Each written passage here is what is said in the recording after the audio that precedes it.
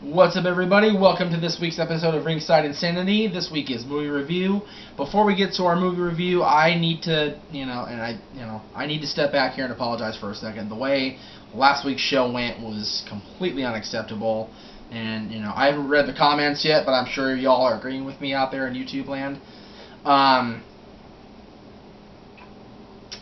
It's hard to film a show with two toddlers in the house where all three parents are involved in the production of the show. Her and I sit here in front of the camera, JJ runs the camera for us, and we have to essentially, corral two kids into playing, away from the taping, that way they don't interrupt the taping. And last week, we had an interruption, and plus during the show, the whole topical thing got out of hand. It didn't work, and we probably need to rethink how we do the topical shows, because it's just whatever. But I apologize for the show getting out of hand last week. I apologize for the ending of the show last week. We probably should have edited it, but I chose to have JJ not edit it because I just wanted to leave it in there because it was that bad of a show? Huh? That bad of a show? It wasn't that bad. It was just that goofy and clusterfucky of a show. I just figured to leave it in. Whatever. It's funny. But, I was obviously wrong because, whatever. All right. As I mentioned last week, this week's movie is The Wrestler, starring Mickey Rourke. Came out in 2008. Directed and produced by Darren Aronofsky, who also did Black Swan. And Darren even considers Black Swan a companion film to The Wrestler because they both talk about, what did it say? It said something in here. There we go. Both films feature a character with a demanding art. Ballet's a bitch, and stripping and wrestling are both a bitch also. So, stripping. Rest on that. I spaced on that. I can get space on that. Her boobies were I was everywhere. thinking of Mickey. I didn't think of Marissa. And Marissa's boobs were everywhere in that movie. That was awesome. I will say that. It's not called The Wrestler and the Stripper, so I thought. No. I didn't think No, but it should, because both of them had a coming of age thing. So, it was good times. A lot of people that we would recognize from movies, and a lot of wrestlers we'd recognize. Evan Rachel Wood plays Mickey Rourke's daughter. Ernest the Cat Miller, the original Funkasaurus. Ernest the Cat Miller's theme is now Brodus Clay's theme. Let me throw that out there right now. So I'm going to call my mom. Originally was for Ernest the Cat Miller in WCW. So the original Funkasaurus plays the Ayatollah, Mickey Rourke's rival at the end of the movie. And a lot of wrestlers, a lot of which you're not going to know these names, but a lot of which, Jade and I have seen, or JJ and I have seen, or whatever. You got Rob Echoes, you got the Necro Butcher, who's a good friend of ours, always has been. Your son's named. Huh? Your son's name. Their son's name is Dylan. There you go. We didn't name him after Necro, obviously, because we didn't know. Sure we did. I love Necro. I'm not giving that much credit, dude. I'm just not going to do it. I love the Butcher, but seriously. Nick His Burke. middle name is a wrestler's name. I know. Nick Burke, the Blue Meanie, Sabian, Nate Hatred, Ron the Truth Killings, R-Truth, L.A. Smooth. No Little Jimmy, though. No Little Jimmy. Little Jimmy couldn't be in some of those scenes where R-Truth was in, man. Oh, no. He was buying drinks, and there was, that. Jay Lethal's in this movie. Former WWF jobber Jim Powers is in this movie. Claudio Castagnoli, not Antonio Cesaro. Oh, no. JJ. Larry Sweeney's in this. Romeo Roselli, formerly of the Heartthrobs. What the hell is that team name? I don't know. John Zanding. Chuck Taylor. Nigel McGuinness.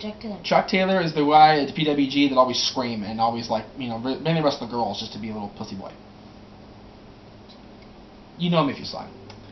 Nigel McGuinness is in a scene with Ernest and Mickey. Briefly. We briefly see Nigel. It sucks because Nigel's awesome. And Jay Santana also. Alright, as far as the actual thoughts on the movie, we're going to try and do better this time. I was torn about seeing this movie the first time I ever saw it because, it really does paint a very bleak picture of wrestlers who can't seem to step away from the spotlight. Mickey Rourke's character is down and out. He, works at a grocery store 9 to 5 during the week and purposely keeps his weekends open because he can't seem to just be away from the glory. He has to have that one last moment of zen, and it's a very sad story at the end because he has the heart attack and he. And that's already all through it. At the end, being a phrase. I was trying to, the whole thing is just brutal. He's estranged from his daughter. He tries so hard to make up with her. Has that night of binging of coke and booze and sex, and then misses his date with his daughter, and she blows him off. Never wants to see him again. He tries to make things happen with Marissa Tomei's character. She blows him off. She realizes she's wrong, but it's too little, too late. He goes off and is going to do his one last match, and he knows he's going to be in trouble. He knows his heart's not going to take it, and he's resigned himself to the fact that he belongs with the crowd. He belongs with the wrestling ring. He belongs with the people. And that part I don't think is necessarily sad. I think it's like, you know what? He realizes that the real world has just pissed on him, and he wants to be where he belongs. It's very much like a lot of wrestlers now that have been in the glory days and come back. A lot of people I know that were wrestlers back in Randy the Ram's time, in the glory golden days of the 80s, that just can't seem to hang it up, don't have families that love them anymore, don't have stable lives, and they want to be the weekend warriors, and they want to get that adrenaline rush from the crowd. And Randy the Ram decided that if he was going to go, he was going to go his way. And I think that as sad as that is to realize that maybe he did die doing that last Ram Jam, he was where he wanted to be. He didn't want to die in some hospital again. He didn't want to, die, having a heart attack from stress of, being a meat cutter in a deli at a grocery store. He wanted to put the tights on and wrestle. To do what he loved to do. Want to do what he loved to do. And if you're out there doing what you love, you're gonna die happy. You're gonna die happy. For all the bitching that this channel does about how much we get picked on by everybody out there, I love sitting here every week. I love sitting in front of on this chair or on that chair, depending on if there's two of us, and speaking to that camera. And are we making a good living off it? No. But are we making money? Yeah. And through this channel and through my other channel, we've been afforded opportunities to work with indie feds and get our foots in the door. That's good English. Get our feet in the door and slowly start making friends and making things happen. And I think that will I ever make a living in wrestling? Probably not. But that's what Long Beach City College is for. That's what going to get the education's for. And Mickey Rourke's story is a classic story. Get your education first. Get your degree. Every wrestler I talk to, Mick Foley, every time I've talked to him, every book of his I read, get your college education first. Go to wrestling school on the side, which is what he did.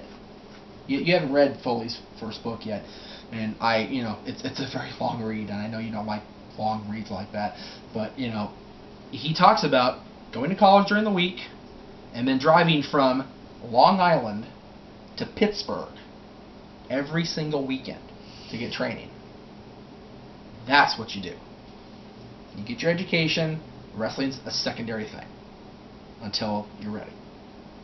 All right, you don't. Sorry. Now that you put me on the spot here. Yeah. I mean, I was surprised that you liked this, because there was a lot of stuff in this that was, pretty violent and pretty sad, and a lot of stuff hit close to home for you as far as your story with your dad, your real dad. That part I don't like. So it's definitely hard to watch. It's a hard one, but it's really touching. And the one thing I do like about it is it doesn't glorify. Oh yeah. Wrestling. No. It truly tells God, both of us, tells the true, behind the scenes of It almost vilifies the business, really. It makes it bad? Yeah, it almost makes it look like you don't go near this. This is a shit business. A lot of the wrestlers that we've talked to over the last 10 years, have said that even. Yeah.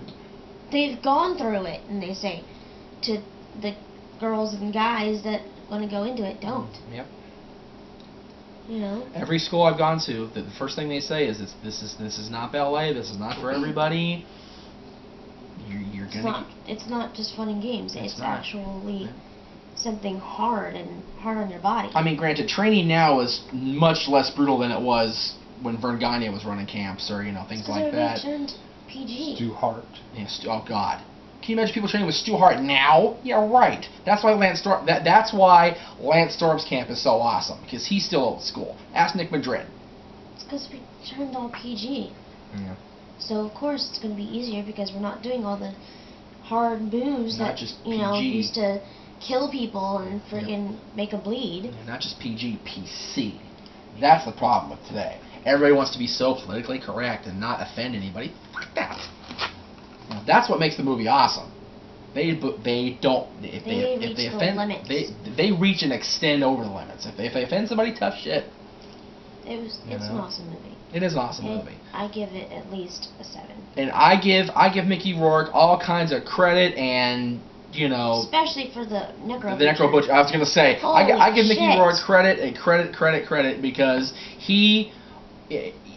every match is a worked match, whatever. Everything staged, whatever. But he worked a hardcore match with the Necro fucking Butcher and survived. His character almost died. He had a heart attack and threw up.